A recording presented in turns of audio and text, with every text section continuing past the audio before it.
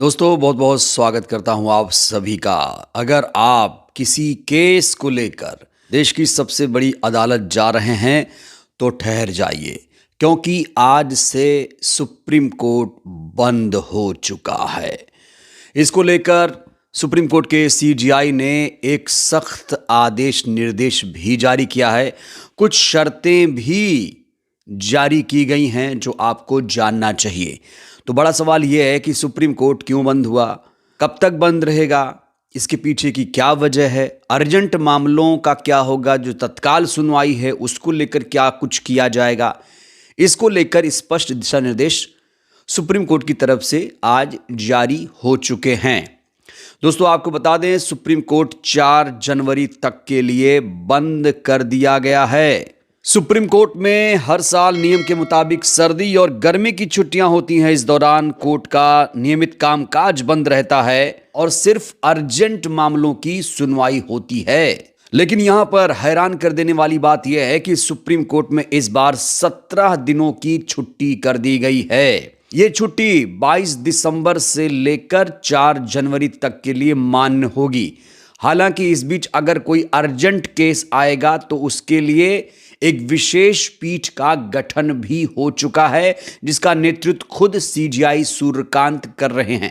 वहीं सीजीआई सूर्यकांत ने इसको लेकर एक निर्देश भी दिया है कि अर्जेंट बताकर तत्काल सुनवाई की अनुमति नहीं दी जाएगी। सिर्फ अपवाद स्वरूप मामलों को ही सुनवाई के लिए अर्जेंट माना जाएगा। वहीं भारत के मुख्य न्यायाधीश जस्टिस सूर्यकांत ने अवकाश के दौरान आवश्यक मामलों की सुनवाई के लिए विशेष अवकाश पीठ का भी गठन किया है। इस पीठ में मुख्य न्यायाधीश और न्यायमूर्ति जॉय माल्या बागची शामिल हैं।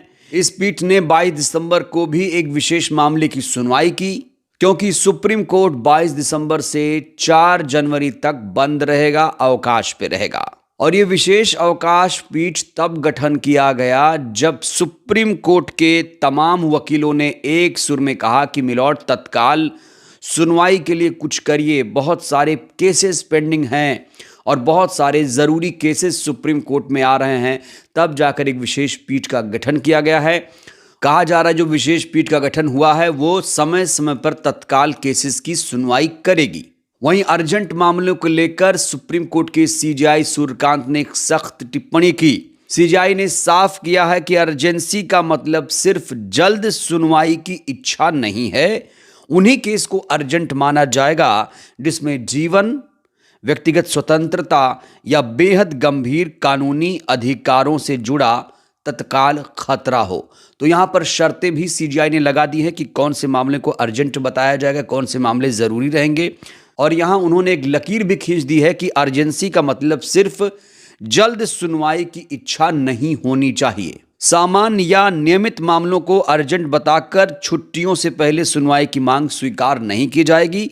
सुप्रीम कोर्ट ने स्पष्ट कर दिया है कि अर्जेंट मामलों की आड़ में बढ़ती भीड़ और अनावश्यक दबाव को नियंत्रित करना प्राथमिकता है। सीजीआई ने कहा कि अगर हर मामले को अर्जेंट मान लिया जाए तो न्यायिक प्रक्रिया ही प्रभावित होगी। जजों के लिए न्याय संगत निर्णय देना मुश्किल हो जाएगा। सुप्रीम कोर्ट के सीजीआई सूर्यकांत इस समय न्यायिक अनुशासन की बात कर रहे हैं।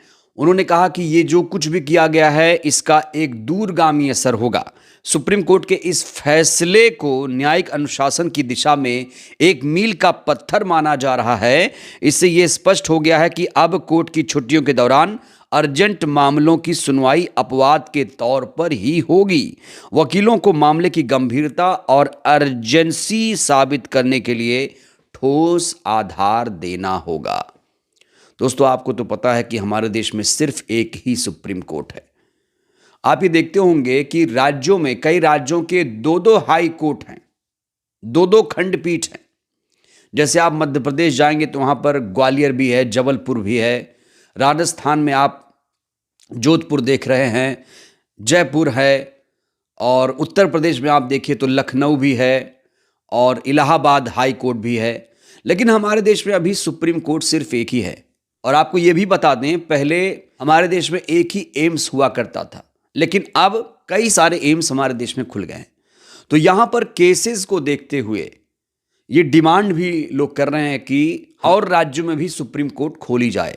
हालांकि इसको लेकर अभी विचार किया जा रहा है। कब कब इसका इम्प्लीमेंटेशन होगा, कब इसका क्रियान्वयन होगा, ये तो देखना होगा। आपको बता दें कि सुप्रीम कोर्ट में अभी 95,000 केसेस पेंडिंग हैं। मतलब जो केस गए हैं उस पर सुनवाई ही शुरू नहीं हुई है। ऊपर से रोज 1,000-1,200 केस कहा जा रहा है आ रहे हैं। और जो सुप्रीम कोर्ट के वकील हैं हर मामले को अर्जेंट बताते हैं, कहते हैं ये मामला बहुत अर्जेंट है, ये ज़रूरी है मिलॉर्ड, इसे जल्दी से लिस्ट करिए, इसके लिए जल्दी से पीठ का गठन करिए। लेकिन अब ये सब नहीं होगा कि आप किसी भी मामले को अर्जेंट बताइए, उसके लिए आपको लिखित में देना होगा कि ये मामला क्यों अर्जेंट है। जैसे कि ये केस इस समय बहुत ज़्यादा चर्चा में है, अरावली का केस। आपको बता दें अरावली को लेकर इस समय पुनर्विचार याचिका कहा जा रहा है सुप्रीम कोर्ट में लगाई जा रही है। अरावली का मामला बहुत ज़्यादा इस समय तूल पकड़ा हुआ है, क्योंकि अरावली के मामले में जो पर्यावरण मंत्री भूपेंद्र यादव हैं उन्होंने अरावली के लिए एक नई परिभाषा गढ़ दी है। 100 मीटर से अगर नीचा है अरावली तो उसे अरावली का हिस्सा नहीं माना जाएगा।